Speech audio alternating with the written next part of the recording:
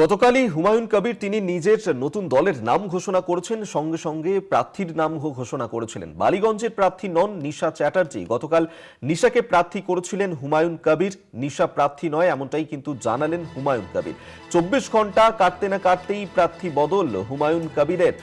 গতকালই যেখানে হুমায়ুন কবির তিনি নিজের নতুন দলের ঘোষণা করেছিলেন জনতা উন্নয়ন পার্টি, এবং সেই নতুন দল ঘোষণার সঙ্গে সঙ্গেই বালিগঞ্জের প্রার্থী হিসেবে নিশা চ্যাটার্জির নাম ঘোষণা করেছিলেন। কিন্তু 24 ঘন্টা কাটতে না কাটতেই তিনি জানালেন যে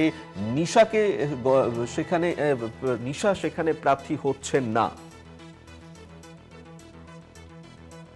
হুমায়ুন দলে এই কারণের জন্য আমি এত কারাপশন এত কিছু চলছে, তো এখন নতুন দল তৈরি হয়েছে, তো আমি চেষ্টা করব এই দলের মধ্যে কাজ করার জন্য, সেই জন্যই ওনার সাথে আত্মনা। সংগঠন শুধু একাত্ম দিয়ে হয় না বা মুসলিমদের দিয়ে হয় না একত্র, আমরা দেশটা হচ্ছে আমাদের, না কি কারোর। দেশটা আমাদের, সেটাকে আমাদের হিসাবেই চালাতে হবে, না কি রাজনীতি দিয়ে চালাতে হবে, না বা কারাপশন দিয়ে চালাতে হবে, না এসআইআর দিয়ে চালাতে হবে। কিছু বি করে নিক, আমাদের দেশ, আমরা থাকবো, আমরাই আছি, আমরাই থাকবো।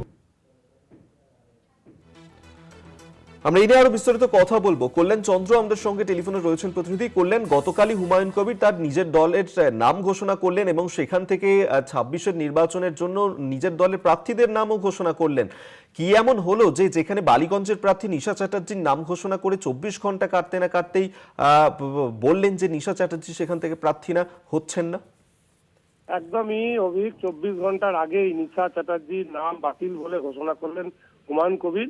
এবং কারণ হিসেবে হুমায়ুন কবির যেটা জানিয়েছেন যে নিশা চ্যাটার্জির গতকালকে যোগদান করার পর সমাজ মাধ্যমে অর্থাৎ ফেসবুকে বিভিন্ন পোস্ট হয়েছে, নিশা চ্যাটার্জির বেলাগাম জীবনযাপনের ভিডিও তুলে পোস্ট হয়েছে, যাতে তার দলের ভাবমূর্তি নষ্ট হবে, এবং সে কারণে তিনি নিশা চ্যাটার্জিকে দল থেকে সরিয়েছেন। এবং বালিগঞ্জে যে ঘোষণা করেছিলেন নিশা চ্যাটার্জি সেখানে দাঁড়াবেন, সেখানে অন্য প্রার্থী ঘোষণা করা হবে এবং 7-8 দিনের মধ্যেই ঘোষণা করা হবে।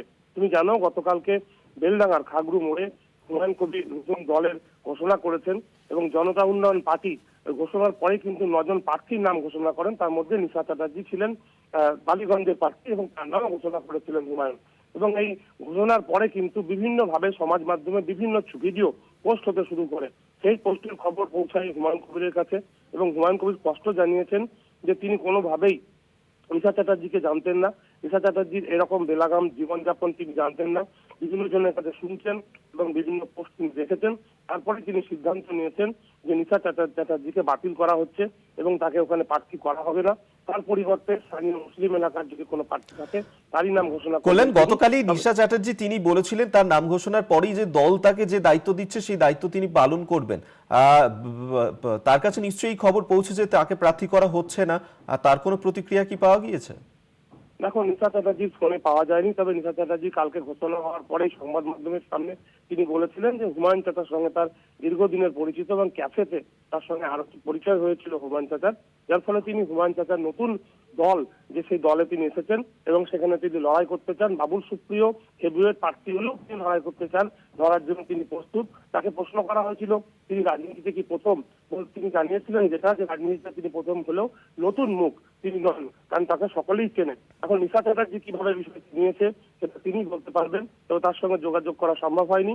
তবে হুমায়ুনের এই 24 ঘন্টার মধ্যে একজন প্রার্থীকে কিন্তু সরালো, অন্য মাত্রা নিল, কারণ তার যেভাবে টিআরপি জেলায় বাড়ছিল, তার যেভাবে ভাবমূর্তি উঠছিল, অর্থাৎ তিনি নতুন দল করে মুর্শিদাবাদে বারবার হুঙ্কার দিচ্ছিলেন যে অমুক দলকে হারাবো, তমুক দলকে হারাবো।